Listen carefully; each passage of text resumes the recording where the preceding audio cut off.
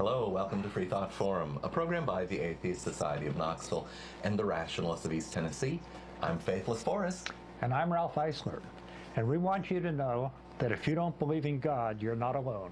Right here in East Tennessee, you can find free-thinking atheists and agnostics, and this is a show for them and for people committed to a life rooted in science and free of supernatural beliefs. This is a call-in show, however, we have only one phone line. So if you can't get through, we invite you to tweet to us at FFTVKNOX. While we go over a few announcements, we invite you to start calling in now at the number on the screen. Get out a pen and paper, and we will give you our email address later in the show. I guess I'm taking this. The Atheist Society of Knoxville frequently has fun meetups at a bar or eatery. Tonight's meetup is at Barley's in the Old City, starting at around 5:30 before our show ends. Look for the silver-jacketed copy of The God Delusion standing upright on the table. As Matt Dillahunty at Atheist Experience says, everyone is welcome to our happy hour for food, drink, and conversation. But if you plan to preach, proselytize, provoke, or punch, please don't. Okay. Well, the Rationalists of East Tennessee have several regular monthly meetings. First and third Sundays are usually lectures with lively discussions. Book club meets on the second Sunday, and the Reflections group gets together for a potluck lunch on the fourth Sunday. Our February 10th book club will feature Wired for Culture, Origins of the Human Social Mind by Mark Pagel. On Sunday, February 17th, we'll show a recorded lecture from the Skeptics Society titled The Great God Debate: Does Science Support Belief in a Deity? The debaters are Christian cosmologist Hugh Ross and Professor of Physics and Philosophy Victor Stenger. Victor Stenger was our public speaker here about 3 years ago. And he's a very interesting guy, very knowledgeable. Hugh Ross is an old Earth creationist, so the young Earth creationists don't like him too much either. Amazingly enough, I've actually read one of Hugh Ross's books. It was given to me by someone who wanted to save me, I guess. Yeah. And I found it disappointing that someone could write such poor science and poor theology. I mean, you know, he would try and save some parts of the Bible and imply that they were reconcilable with science. And you know, even for someone with a superficial knowledge of the Bible, it felt like a real stretch. Well, in this lecture, I have watched it, and if you believe Hugh Ross, we didn't need any astronomers or cosmologists because the singularity at which the universe started is in the Bible in several places, and the expansion of the universe is in even more places. It was the expansion of the universe that made me think, man, he's really stretching it, so to speak. But it's an interesting debate. I think people ought to come and listen to it. Okay, well, today's topic is reality check. How many Americans reject reality because it conflicts with their preconceived beliefs? But first, let's look at some recent items in the news. Okay, well, coming up next week, February 12th, is Charles Darwin's birthday, which will be celebrated around the world as Darwin Day. This will be the subject of next week's Free Thought Forum, but we wanted to give you some information about the programs that the University of Tennessee is planning for the occasion. This year, the Darwin Day Tennessee program will consist of a wide variety of events, which will be held from February 11th to 13th. These are for students, faculty, and staff of UT Knoxville and the community at large. And I just want to point out here that I've got a head start on this. For Christmas, my children gave me a little Darwin evolution package. You've got the March of Progress. I have the March of Progress from this little fish-like thing up through various primates to finally to Charles Darwin here. To Darwin and himself. This is produced by Accoutrements, a company called Accoutrements. All right.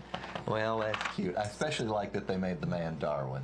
That's a nice pinnacle for that sequence. And if you have little children or grandchildren, this would be a good gift for them to play with. Okay, I hope I don't mangle this name too badly. Camille Parmesan, I guess. Parmesan, a prominent global change biologist at the University of Texas, Austin, will deliver the keynote address at Darwin Day this year on how climate change is affecting evolution.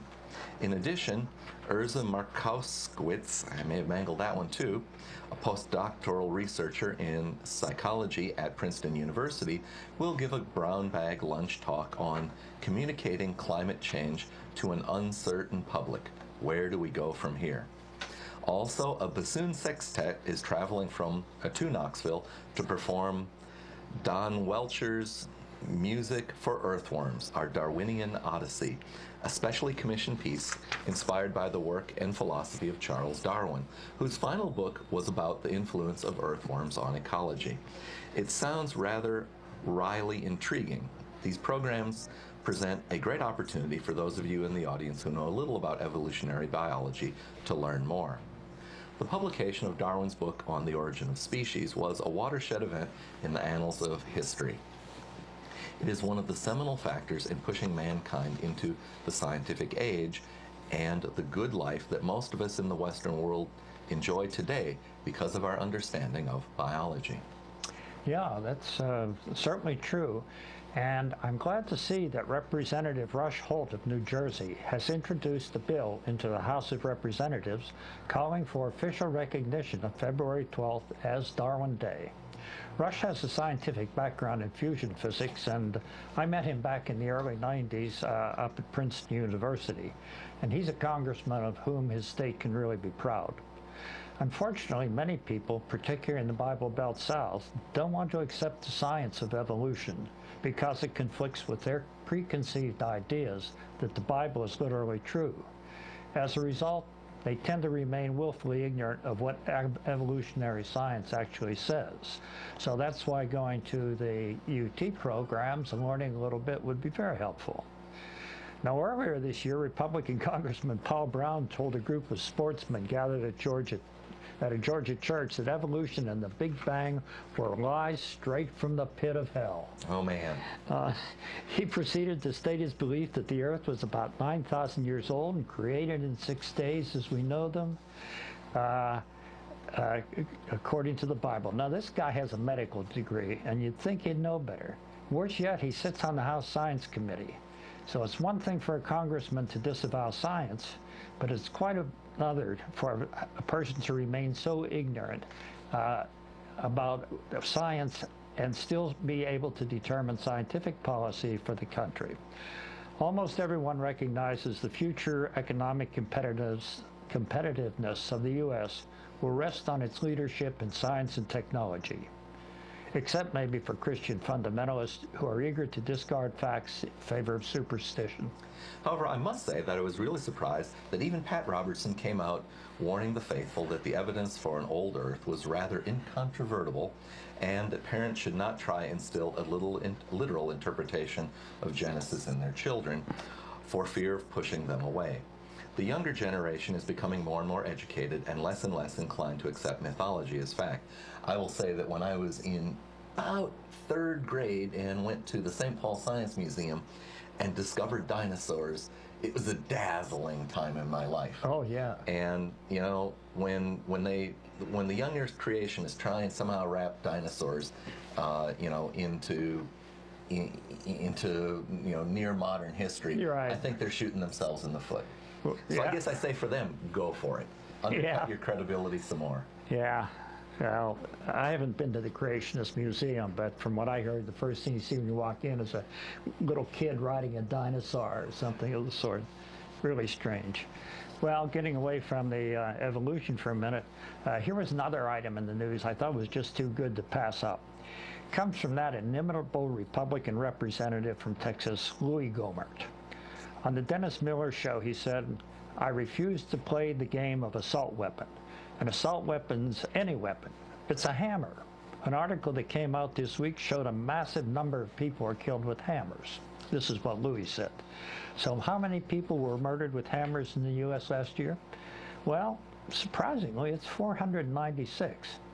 But then again, how many were murdered by firearms? 8,583. My goodness. We want to note that yesterday, February 4th, marked the 57th anniversary of Rosa Parks' decision to sit down for her rights on the Montgomery, Alabama bus and put the effort to end segregation on a fast track. This was one of the defining moments in history for securing equal protection under the law for every American citizen. Go, Rosa. Yeah. Okay, and here's another item that in the religious news that caught our eye that I think atheists should be interested in. One indication that atheism is coming more and more into the public consciousness is that Jesuit-run Regis College at the University of Toronto is starting to offer an 8-hour course titled Responding to 20th Century Atheism. We are in the 21st century, of course, but Did they actually get the title wrong, or did you mistype it? Maybe I mistyped. I don't. All right. Anyhow, the Reverend Scott Lewis, who teaches it, says atheism has become militant, aggressive, and proselytizing. Amen. He notes that non-theism has made great inroads and is now socially acceptable. Amen. And that actually, if you're young and educated and believe in God, you're often characterized as a jerk. I wouldn't say jerk. That's not nice. I wouldn't say jerk, but the Reverend said it. Yeah, all right. He's not being nice. Okay. A study last autumn by the Pew Research Center found that the number of Americans who do not identify with any religion continues to grow at a rapid pace. 1/5 of the U.S. public and 1/3 of adults under 30 are religiously unaffiliated today, the highest percentage ever in the Pew Research polling. The study found that in the last 5 years alone, the unaffiliated have increased from just over 15% to just under 20% of all U.S. adults. Their ranks now include more than 13 million self-described atheists and agnostics, nearly 6% of the U.S. population, as well as nearly 33 million people who say they have no particular religious affiliation. Other polls have suggested that as many as 1 in 10 U.S. adults are atheists. Yeah, that's amazing. Yes, a good change. The Canadian census data shows that atheists, agnostics, humanists, and those with no religious affiliation account for 16% of the population, up 4 percentage points over the previous decade. They now represent the second largest religious group in the country. Of course, we should point out that if atheism is a religion, then not collecting stamps is a hobby. A hobby, yes. Okay. Yeah, I don't know exactly how this should have been worded from the press release that I got this from, but I guess I should have thought of it a little better. In any case, a recent Canadian poll found 30% of respondents did not believe in a deity. The Reverend Lewis said it's not uncommon for Catholic thinkers to believe in evolution, and so his course will include the work of the Reverend Pierre Teilhard de Chardin, a Jesuit priest who was also trained as a paleontologist and geologist. Teilhard de Chardin accepted Darwinism as a fact as early as 1930s, but his writings were condemned by the Vatican. Now, Really? There is one thing that I really don't understand. Maybe some theists can tell me. I don't understand how one can be a Christian and believe in evolution, as the Catholic Church today says it does. I mean, if humans are a product of gradual evolution, there is no Adam. There's no one man from No which Adam, there's no second. Eve. If there's no Adam, there's no original sin and fall from grace. And if there's no fall from grace, then the necessity of a Redeemer to restore it is simply illogical. I mean, where is Dr. Spock, where we need him in this discussion? Yeah. Well, you know, I think a lot of Christians, though, actually know so little about their own Bible that, you know, they hear this story about this nice guy Jesus who came to make things better for them, and that's all the deeper they want to get into it. Yeah. You know, if you've read the Bible, as I have, you come away with an understanding that, well, it makes predictions that are inconsistent with what we know about the universe, and therefore it's not something that's credible. But worse yet, even if we were to ignore all that and say, all right, well, maybe that is the God of there is a God, and that is the God of the universe. Man, he's not a nice guy. No, certainly not. And that's why you have these apologists who all the time going around trying to justify his actions. Yeah. Well, you know, from the Bible, if you have an external moral compass, you can pick and choose and create a good story out of the Bible, but you have to use an external moral compass to draw from that platter an acceptable palate. Yeah, no, I agree. Of course, the Bible's very long, and you can choose and pick whatever you want to justify your own position while ignoring the other things that don't come into play. And so we'll discuss that type of thinking. All right, well, one last thing in the news. Saturday was Groundhog Day. Groundhog's Day, and Groundhog's Day is actually kind of a leftover pagan solar festival. Groundhog's Day falls halfway between the winter solstice and the vernal equinox. So we're halfway to when the days will be getting longest at the fastest rate. And I've already noticed that the days have gotten a little longer, and today is delightfully warmer. Yeah. My jonquils are pushing up through the mulch, and spring is on its way. Yes, and nobody's been raptured. No one's been raptured. And I'm not sure about that Punxsutawney Phil thing. You know, I'm not sure what he predicted in terms of good weather, but I know I feel better when the days are getting longer. I think he predicted an early spring this week. All right. Well, we can certainly hope he's right. Yeah. All right. So I guess today we're going to talk about reality. The discussion of the upcoming Darwin Day events at UT is a great lead-in for this topic. We live in an age where people have almost instant access to more sources of knowledge than ever before in history. But if you follow the news, it seems the American mindset is becoming increasingly divorced from reality. And I don't know exactly why this is. It may be that facing reality is very hard. We have a little cartoon up there in the back. You may not be able to read it out there in your television set, but there's a signpost with an arrow on it, and it says truth. And the little guy on the right is coming back from where truth was, and his hair is standing on end, and it's guess it wasn't what he expected. So anyhow, let's start us off thinking about this reality and how certain segments of the American public are becoming more divorced from it. Was a recent article by longtime political observers Thomas Mann and Norman Ornstein, who claimed that the campaign coverage by media in 2012 was particularly calamitous failure, almost entirely missing the single biggest story of the campaign, which is hard to believe. All the coverage was there. They say the single biggest story was the radical right-wing off-the-rails lurch of the Republican Party, both in terms of its agenda and its relationship to the truth. It was particularly the reference to their relationship to the truth that caught my attention. At one point in the campaign, Romney's manager said words to the effect that we aren't going to let any fact checkers dictate how we run this contest. In other words, the truth doesn't matter. We're managing perceptions. And if the truth is different from these perceptions, we don't care. We just want to win the election. And the trouble is, they would not have done this unless they could convince a lot of the American public that what they were saying was factual. Yeah, it's amazing that, in a sense, they decided that if they could sell the message, they didn't care about the nature of the truth behind it. Yeah. In one of those unusual coincidences, about 2 days after we had decided on doing the Reality Check program, reporter Robert Perry wrote an op-ed piece for the Consortium News titled America's War for Reality, in which he states, the real struggle confronting the United States is not between the right and the left in any traditional sense, but between those who believe in reality and those who are entranced by unreality.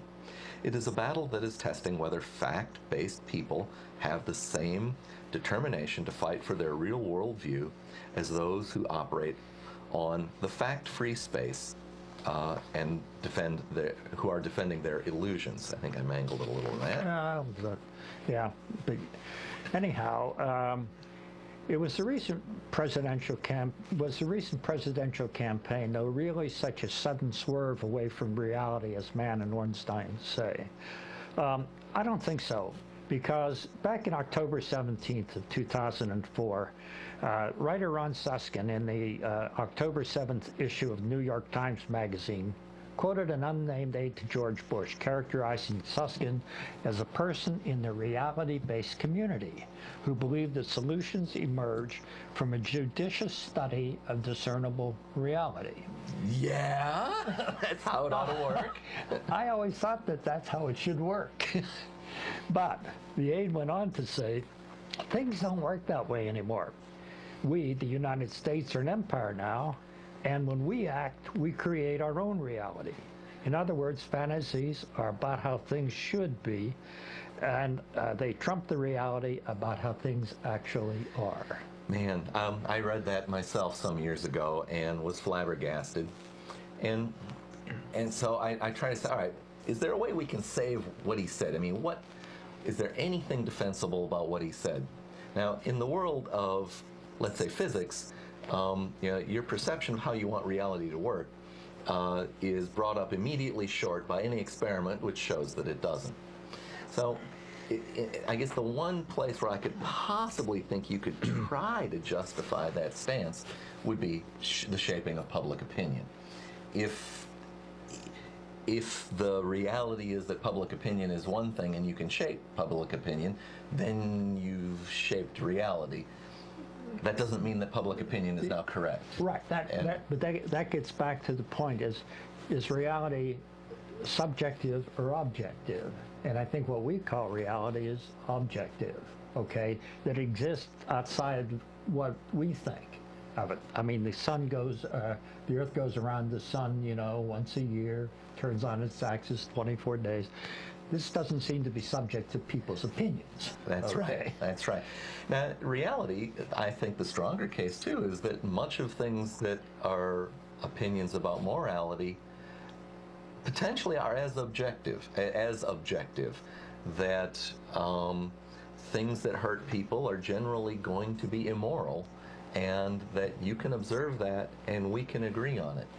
So I guess this is my attempt now to fight back and say that that areas of even public perception are not fair game, that we can't concede that you can create real realities that are independent of the objective world around us and not have negative consequences. Yes, that's exactly the point, that eventually it'll catch up to you. And regarding catching up to you, as a result of this mindset, the administration's mindset. That's the Bush administration. The Bush administration's mindset, that they could create their own truth about Saddam Hussein having weapons of mass destruction. So George Bush invaded Iraq because God told him to. Obviously, both stances were totally contrary to reality. Before the Iraq invasion, the U.S. Chief Weapon Inspector, Scott Ritter, was quite clear that he had found no weapons of mass destruction and didn't believe there were any. Subsequently, the IAEA inspectors were also coming up empty. That's the International Atomic Energy Agency. All right. Sorry, should have spelled that out. But George Bush kicked them out shortly before they could finish their work. So how did the U.S. get suckered into a war in Iraq? This brings us to the term confirmational bias. What is meant is that when someone has an opinion, he does not look objectively at all the data available to see whether his opinion conforms with reality. Rather, he tends to cherry-pick those pieces of data and sound bites that confirms his bias. So the Bush administration, which by all accounts had come to office with the preconceived intent of invading Iraq, ignored information contrary to their goals, but gave high credence to info that supported their desires. In particular, they gave great weight to an Iraqi operative codenamed Curveball, whom German intelligence had told them was unreliable scam artist, selling false information for his own benefit. But they ignored information from an informant who had actually been high up in the Iraqi intelligence structure and who knew that Saddam had long since stopped any atomic weapons development. So what's the point of all this since the Iraq war is over? The point is that decisions made by politicians and their supporters do affect every American, and when these decisions are not based on reality, they can have consequences that can deleteriously affect us for decades. And I think we can put some real numbers on it. And there's something like, I think it's 4,700 Americans, service persons, were killed in Iraq. The numbers of Iraqi fatalities is not something that we should disregard either. I mean, these are human beings. Yeah. And there are numbers that range in the hundreds of thousands, many hundreds of thousands, that were killed as a result of George Bush's desire to go off and have an adventure in Iraq. Yeah, absolutely. All right. Similarly, the Bush administration adopted the convoluted logic that lower taxes will not impact financing both for an unnecessary war in Iraq and for the greatest increase in Medicare, the prescription drug benefit, since the original law was enacted. This fantasized reality fueled part of the current financial debacle that almost created a second Great Depression and from which we're still trying to recover. Yeah. There's this economic idea. They talk about this Laffer curve. I may be mispronouncing that incorrectly. Laffer curve. Yeah. Where if you go read the Wikipedia entry on it, they draw this curve that's high somewhere in the middle and slopes down on either end. The argument that if you have a zero tax rate, you'll have, let's see, zero revenue. And if you have a 100% tax rate, you take everything people produce, they're not going to show up for work and make products, so you have zero revenue, and therefore somewhere in between must be a maximum. And they argued, this was during the Reagan administration, that by lowering taxes, we would actually increase productivity and have higher net revenue. They also, as history turns out, they lowered taxes, and there was higher net revenue, but not as a percentage of GDP. What happened is that they also increased spending, stimulated growth that way, and caused inflation. That's why there's higher revenue. Yeah. Ralph, it looks like we got a call. Why don't you greet them? Hello, caller. You're on the air. Can you give us a name or a nickname? Yes, hello. My name is Phil. Phil. Thanks for calling, Phil. Yes, I just wanted to make a comment. You were talking about reality and whether it's objective or subjective. I would suggest that reality is objective. However, the interpretation of reality is subjective because of your point of view, your values, your interests, and they may be at variance with those points of view and values and interests of another party. Take, for instance, the interpretation of the same set of data by Palestinians and Israelis. They both have their own points of view and values and interests, and they can come to different conclusions from each other based on the same set of facts.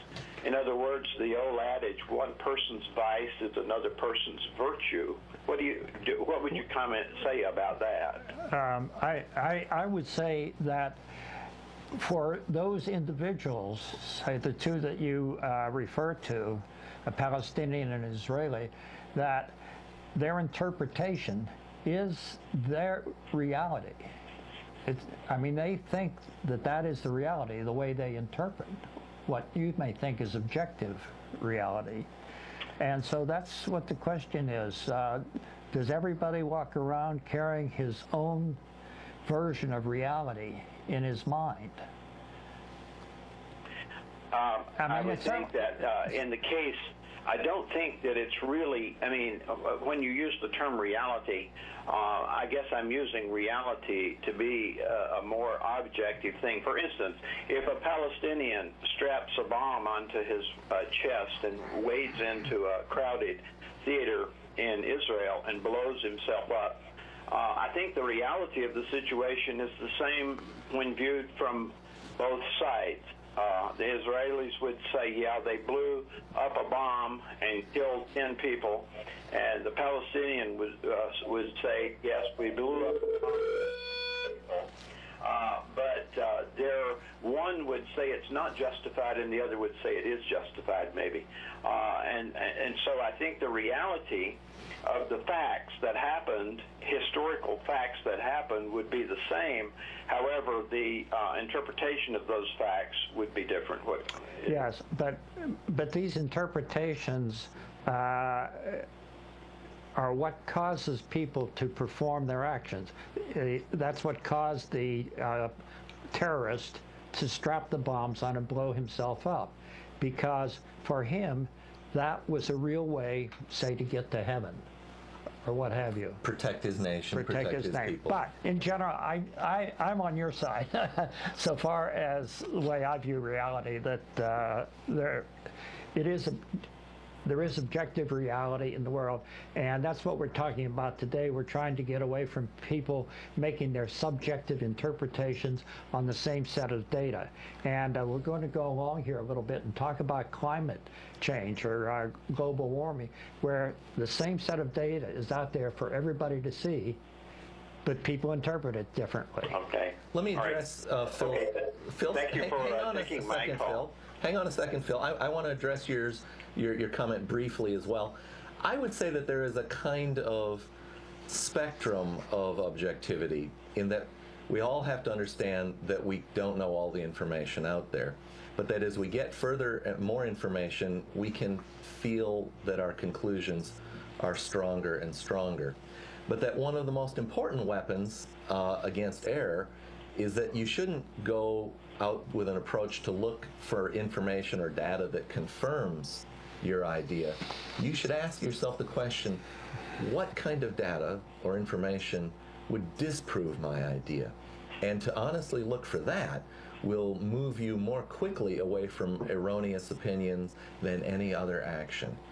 You follow my argument? Right. I see what you're saying. That I think anyone who's gathering information has to look at the entire body of information as much as he or she can, and not, for instance, choose one's news sources. And in fact, we probably all should be listening to both news sources on both extremes as well as those in the middle.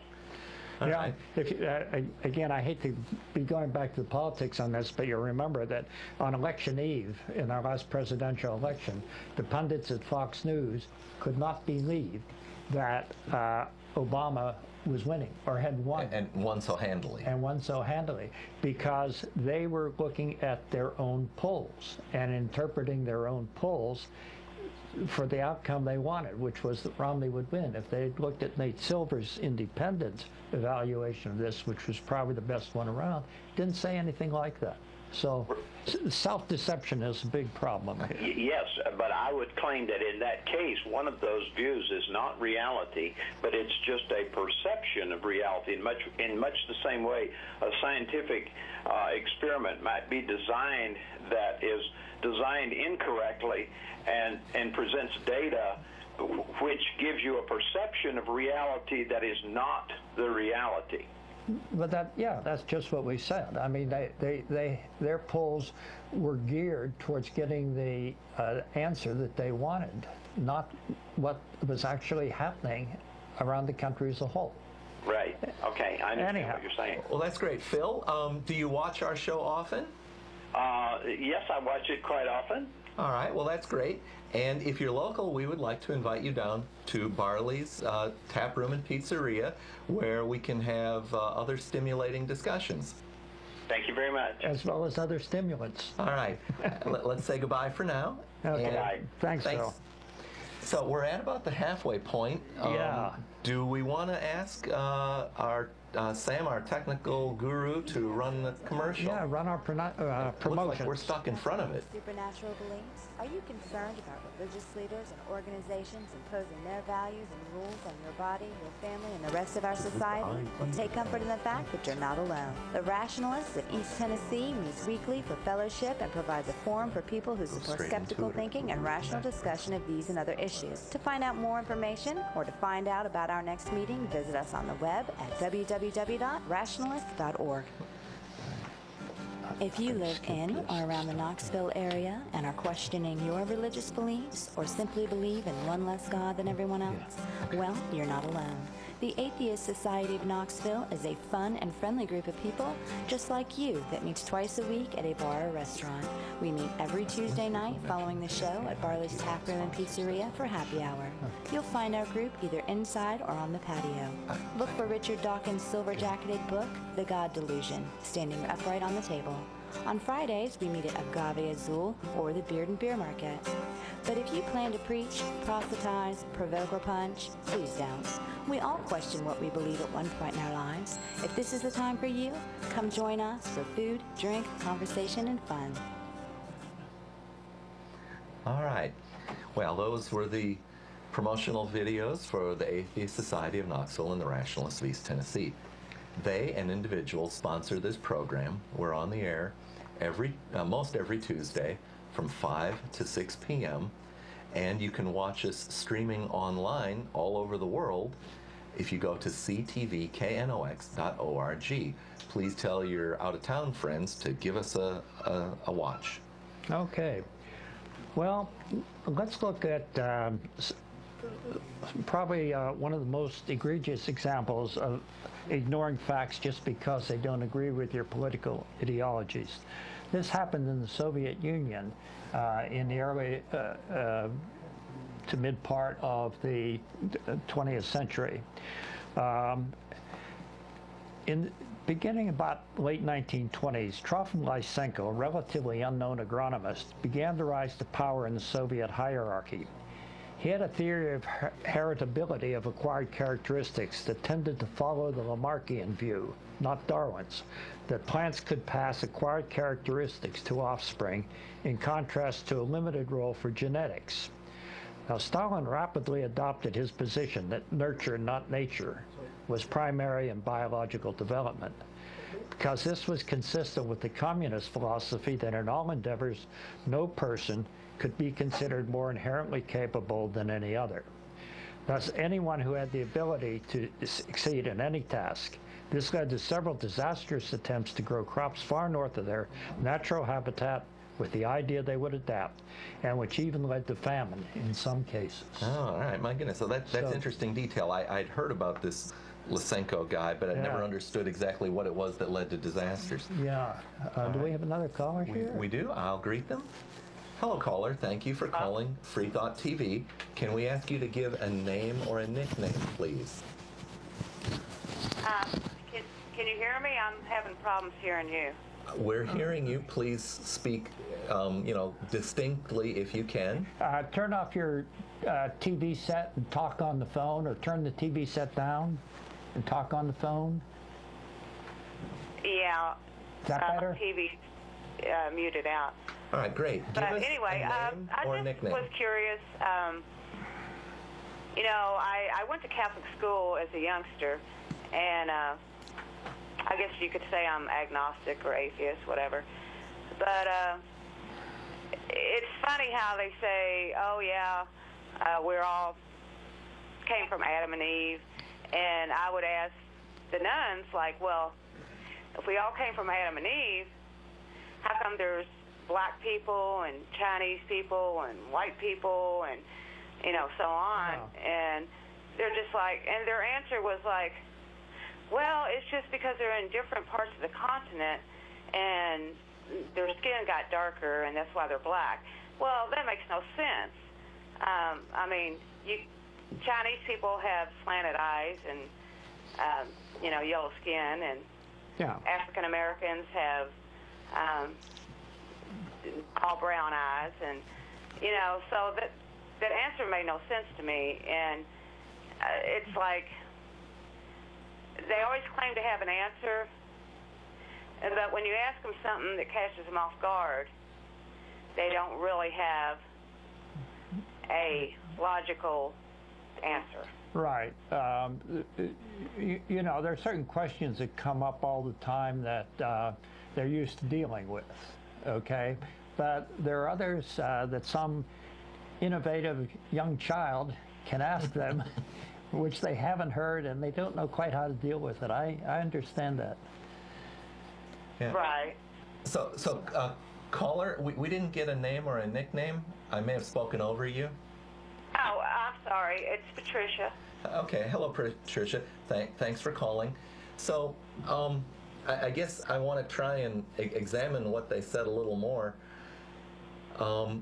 because the reason for the diversity of humans is something that is explained by evolution.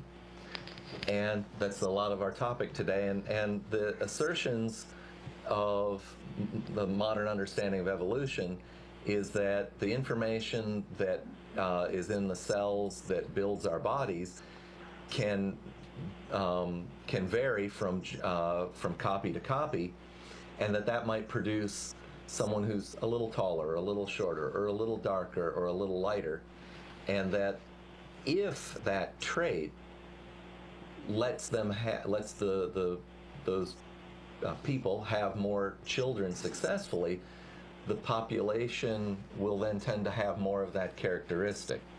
So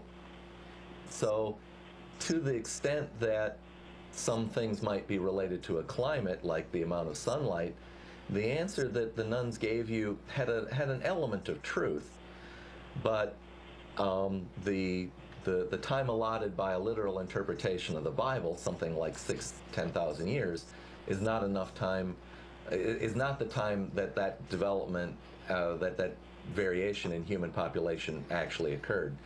I think it's thought that all living modern humans are descended from people who left Africa around 200-some thousand years ago, maybe a little longer than that. Have you watched our program before, Patricia?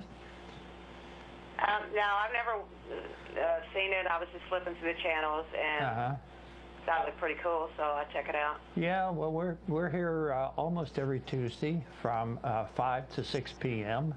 And as you say, we have meetup down at Barley's right after this in the old city. You'd be welcome to come down and join with the group. Okay. There's that sounds good. No reason to be a free thinker and feel alone in East Tennessee. Yeah, we just wanted to make sure we do have these two groups, the Atheist Society of Knoxville and the Rationalists of East Tennessee, and we'd love to see you at one of our meetings. Yeah, I mean, there's very few of us here in the Bible Belt. Yeah, that's right. You're right there. Okay, if we addressed your issue, we can thank you for calling, and we'll say goodbye, and hopefully we'll get a few more calls. Okay, thank you. Thank you for calling. All right, I have no idea where we left off. Okay, let's see. On August 7th, 1948, the V.I. Lenin Academy of Agricultural Sciences announced that from that point on, Lyshenkoism would be taught as the only correct theory. Soviet scientists were forced to denounce any work that contradicted his research. Critics of Lyshenko were denounced as French word. Bourgeois. Bourgeois, yeah, all right. Or fascists. Thus, Lyshenkoism, caused serious long-term harm to Soviet knowledge of biology by prohibiting the study of genetics. Many geneticists were harassed, imprisoned, or even killed. It represents a serious failure of the early Soviet leadership to find real solutions to agricultural problems, throwing their support behind a charlatan at the expense of many human lives. It wasn't rejected as nonsense until Stalin died and Lyshenko could be openly discredited. Lyshenkoism is used metaphorically to describe the manipulation or distortion of the scientific process as a way to reach a predetermined conclusion as dictated by an ideological bias, often related to social or political objectives. And this is probably, as I say, the most egregious example in history of political bias trying to discredit science for its own purpose.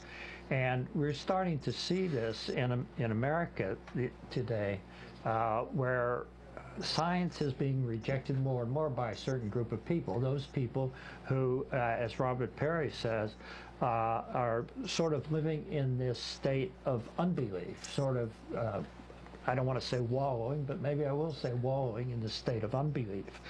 And the closest parallel to something like this is probably the global warming problem. So let's take a call from our caller, and we'll get to that. You greet him. Hello, caller. You're on the air. Could you give us a name or a nickname? It's Chuck. Chuck, yes. I'm calling in to bring up something that I think is pretty significant even today. Back in the 70s, there was a philosophical movement which unfortunately still has its adherents. I took the position that there's no such thing as facts, there are only value judgments. Yes. And that's manifest recently in such statements as, oh, global warming is just a theory. And if you believe in that, you're accepting it on faith. And so you can't really criticize religious people for accepting their beliefs on faith. That also applies to the distinction, in their minds, the distinction between atheists and religious people.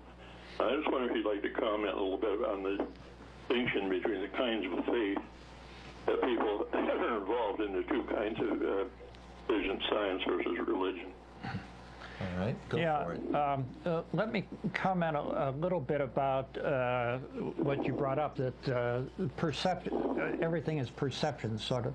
I think this started with the postmodernist movement in academia, where people, the intellectuals, especially in France, formulated a philosophy wherein they said, look, everything is determined by the society in which you live and the morals that they have and the type of actions they pursue, and therefore all information is relative. So this works in a way for literature and maybe works for social society. They got into real trouble when they tried to apply it to physical sciences, because there you had people like this woman Sandra Harding, whom I think was at Harvard, and got up before the American Academy of Sciences and gave this talk on, well, you guys are doing men's science, but there is women's science, physics, you know. This was during the height of the feminist movement, but it came right out of this postmodernist thinking that everything is conditioned by the society in which you live and there's no objective reality.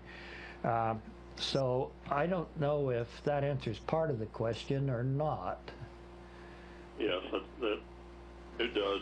Just a final comment from me, and I'll hang up. A friend of mine used to refer to this as a shift from the thinkies to the feelies. Yeah. And I couldn't understand why people that were just starting out in political science didn't know any science, but they were ready to accept the feelies argument instead of learning something about science first. Right, and that's a problem that we have today, and I think if we can get to some of this discussion about global warming, I think it will, some of that will come out. So thanks, Chuck. And, all right. Well, Chuck, I think we recognize your voice and that you've called before, so thanks for watching, and we'll clear the line and hope we get a few more callers. Thanks. Thank you. All right, we got about 10 more minutes where we might take a few quick calls. Okay. So the phone number is there on your screen, and we're going to, I guess, delve into the climate change science. I don't know how far, but anyhow, let me start. About the closest thing to something like Lysenko is in today's America is probably the effort by the right, political right, to ignore science and brand global warming and its anthropogenic contribution as a hoax. This has occurred despite several decades of work by hundreds, if not thousands, of climate scientists to refine data analysis and modeling codes, and all of this has led to a consensus among almost all of them that global warming is occurring and that humans are primarily responsible. I first became of efforts to deny and discredit the science behind global climate change in around 1999, when the Kyoto Treaty was being negotiated, and a co-worker made me aware, well, he was alleging that it was all bad science, and he made me aware of this petition against the Kyoto Protocol. It was sponsored by a guy who writes a newsletter called Access to Energy. Now, with a name like Access to Energy, what do you think that newsletter might be about? Gosh, I don't know. Wind power? Probably not. It's a newsletter that's all in promotion of all the fossil fuel industry, and I believe they fund it. And I'm at a loss to remember the guy's name, but he'd written this paper. I'm going to say it was maybe 5-7 page paper. Kind of looked like it might have been published in some kind of journal, but it doesn't look like it. It's just dressed up to look like that. And it had various kinds of arguments trying to undermine good science. And that was the first time I ran into an argument that regarding climate change that we'll call a straw man. When I say a straw man, what do you think I mean by a straw man argument? Help us and help me and the viewers. Straw man argument is making up a story that isn't necessarily true and then just knocking it down. Yeah. So in other words, your opponent is not the real knight in shining armor. It's just a guy made out of straw, and you can run him through easily. So what they would do is they would present a graph of global temperature over time. And show that it goes up and down, but then they would have this on the same graph scaled appropriately atmospheric CO2. And in particular, you'll see in, I think it's the late 1940s, there's a reversal of the temperature trend for a little while, and they'll say, well, that proves it can't happen. But what they're doing is they are not, nowhere did they say, oh, this is what the scientists say is going to happen. What they did is they presented their own argument for pretending to have described what the scientists say. Yes. So they made a straw man argument to the effect that the science of climate change would predict a monotonic temperature rise, meaning always going up, never going down.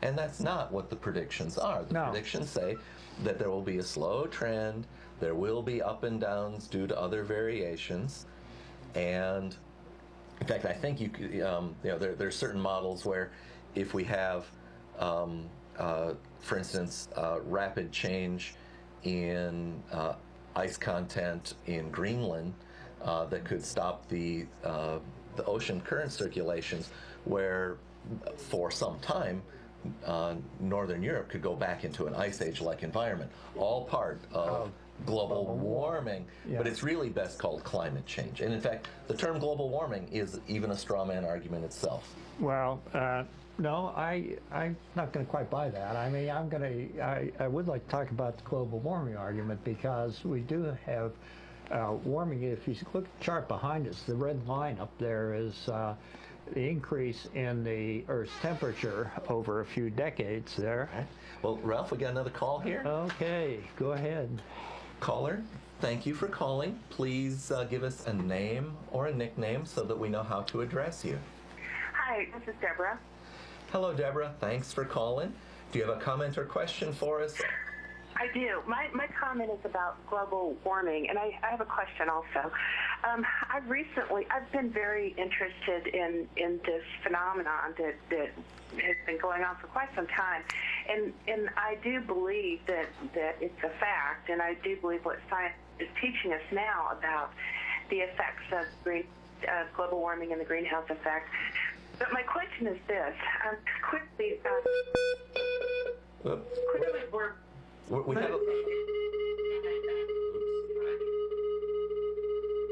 not sure what's causing that. Clearly, we're motivated by the world economy to continue to use fossil fuels. What, in your opinion, would motivate the population in general to look at other types of energy sources and sort of get out of this cycle of what the government is telling us through the economics, that we need to continue to use fossil fuels? You want to go first, Ralph? No, you can go ahead. All right. Well, it was Patricia, right? Yeah. Deborah. Sorry, Deborah.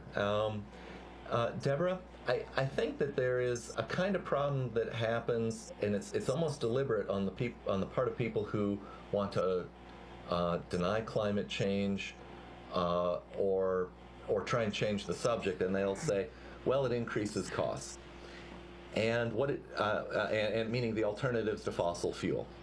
And they're right and they're wrong. They're right in that that other alternatives may cause you to have to pay a little more now, but they're wrong in that the price we pay for fossil fuels at the pump is not the only price of those fossil fuels. Currently, we pay a tremendous amount of defense in order to get those fossil fuels from elsewhere in the world, and in the future we'll be paying a different kind of price. So, but I don't think I actually answered your question directly, because I think you were really kind of asking, how can we convince the skeptics? Was that maybe your question? Yeah, and I had some ideas, but I really wanted to hear your opinion about this, because it's how do you fight the big money machine? Well, I'm a scientist by nature, and I tend to like measurements and pictures of measurements, meaning graphs or maps.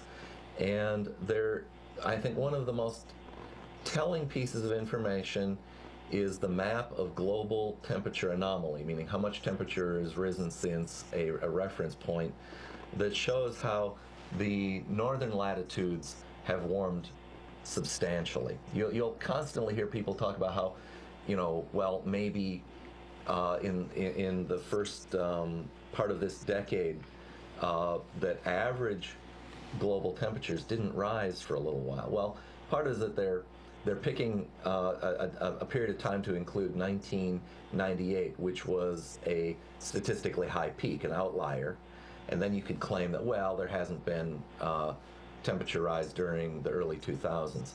But if you look at the map of temperature change over the globe, Wikipedia's webpage on global temperature, on global warming and climate change has such a map. Well, first of all, I think that people are becoming more aware of the problem. The difficulty is that you always have a hard core that really doesn't want to believe it. And they don't want to believe it for a couple of things. One, as Lee says, the energy industry has a stake in this, a big monetary stake, and so they will try to keep pushing the idea that it's not a worry or there is no such thing as global warming.